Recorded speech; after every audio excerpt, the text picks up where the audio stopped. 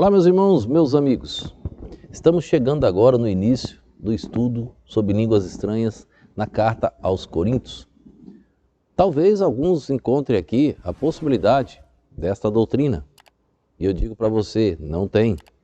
Mas nós queremos explicar verso por verso. Lembre-se, você só entende uma carta se você conseguir entender, pegar o primeiro parágrafo e ler todo o conteúdo até o final.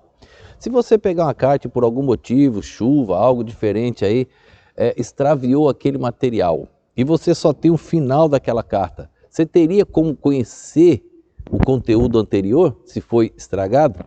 Não. Então você não sabe o que trataria aquela carta anteriormente. Você só tem como conhecer a carta inteira se você tivesse todo o material. Ou se aquela carta estragasse da metade para o final, você teria como saber o fim daquele escrito? Não. Ou se estragasse a metade, você ter o começo e o fim, você teria como saber do que se tratava toda aquela carta? Não. Então assim são as cartas bíblicas. Para você entender o capítulo 14, 12, 13 e 14, você tem que entender do 1 ao 16. É uma carta só. Então todo o material está interligado. A igreja de Corinto foi uma igreja problemática. O assunto línguas em Corinto era um problema, não uma bênção. Na igreja de Corinto era uma catástrofe. Lembrando de onde estava aquela igreja, nós vamos ver tudo isso. Ela estava na Grécia, no berço da filosofia humana. Aí Paulo diz, eu venho até vós com sabedoria do céu, não do homem. Então precisamos entender tudo isso e nesses dias agora, Deus permitindo, estaremos tratando desse assunto. Espero que você seja abençoado, espero que você cresça no assunto e espero que você possa ajudar outras pessoas também. Eu vou ler no verso, carta de Paulo, 1 Coríntios, capítulo 14, verso de número 39. Eu não isolo versos na Bíblia, tá bom? As pessoas fazem isso, eu não. Diz assim, portanto, irmãos, procurai com zelo profetizar, e não proibai falar línguas. E não proibai falar línguas. Nada de estranho, mas não proibai falar línguas. Esse verso, muito usado pelos que defendem a doutrina. Nós vamos explicar tudo anteriormente até chegar aqui.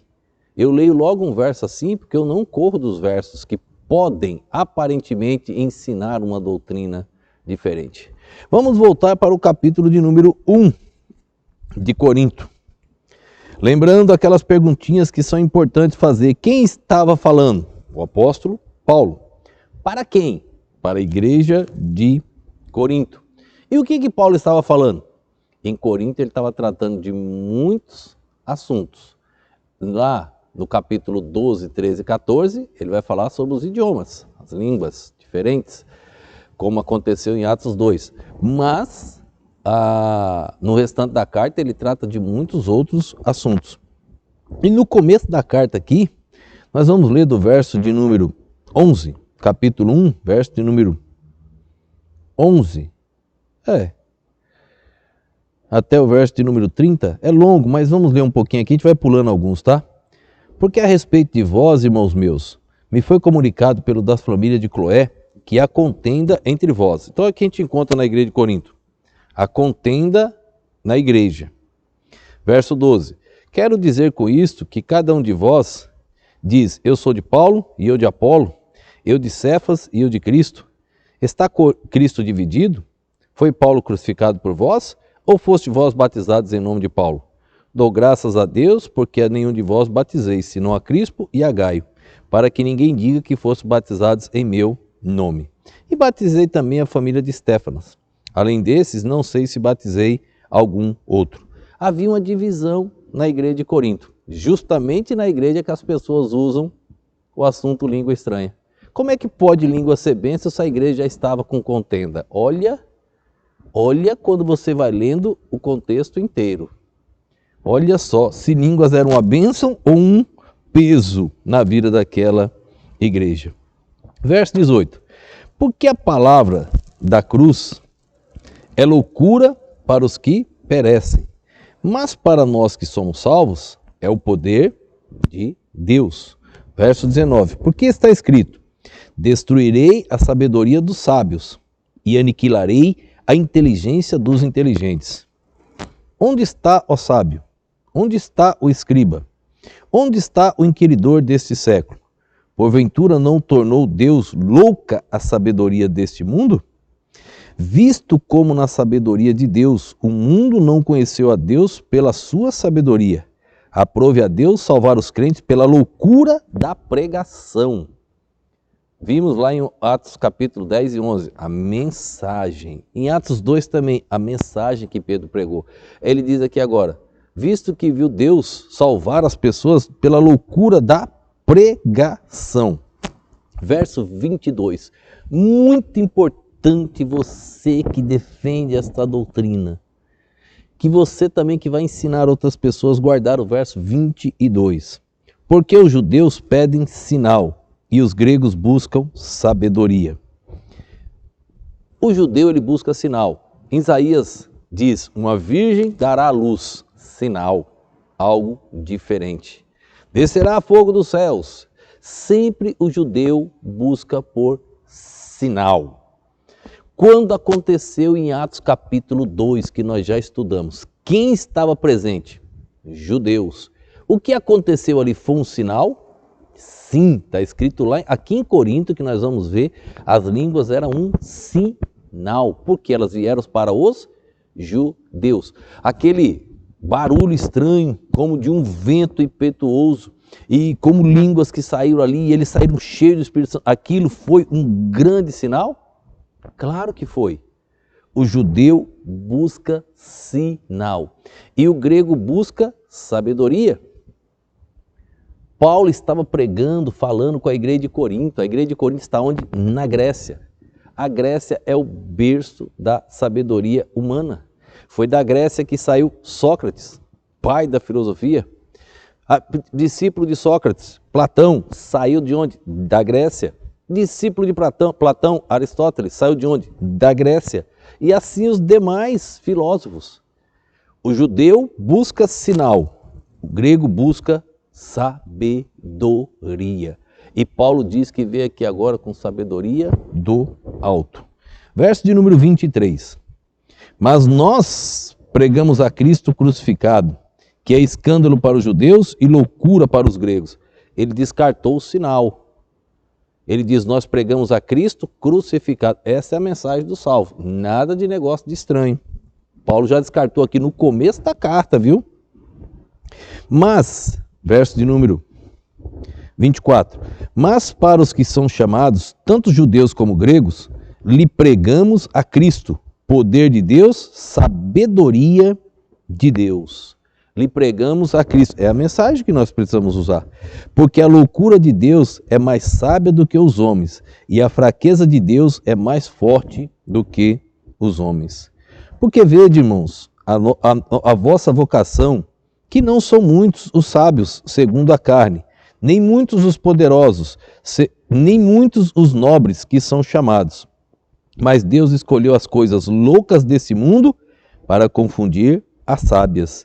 E Deus escolheu as coisas fracas desse mundo para confundir as fortes. E Deus escolheu as coisas vis deste mundo, as coisas mais humildes, e as desprezíveis, e as que não são, para aniquilar as que são, para que nenhuma carne se glorie perante ele.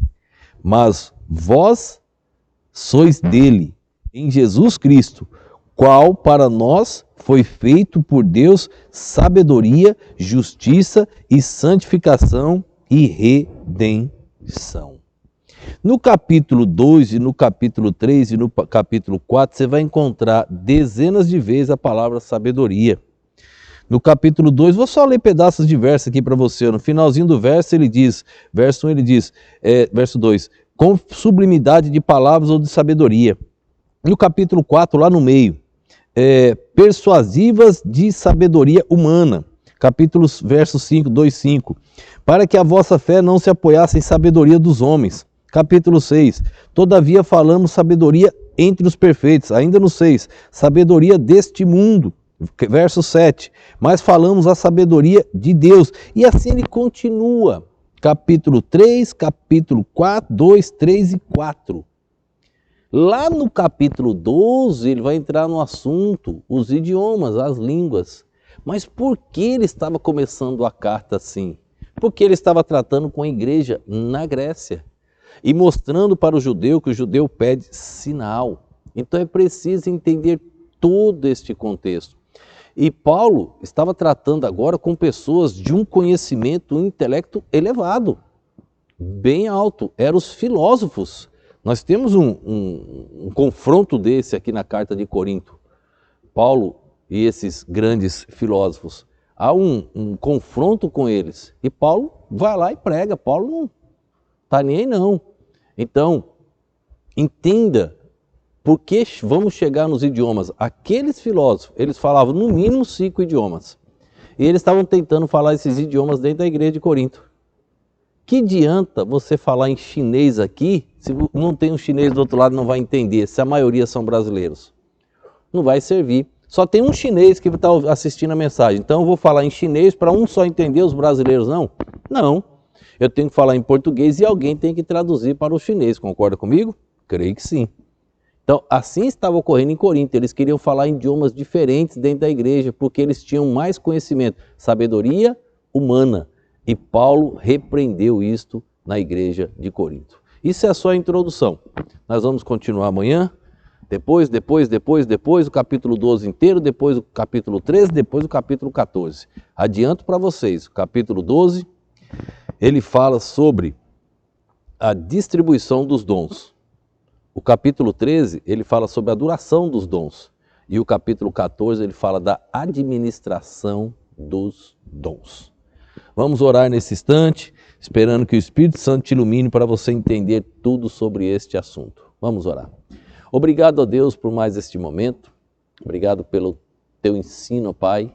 Ajuda as pessoas que estão assistindo e ouvindo estas mensagens que possam compreender, não descartando assim, Deus, qualquer tipo de doutrina diferente ensinada erroneamente para eles. Que a tua palavra venha, Deus, nos mostrar a verdade e assim, Deus, venhamos alcançar o maior número possível de pessoas. Abençoa cada lar. Eu te peço no nome e no poder do nosso Senhor e Salvador Jesus Cristo. Amém.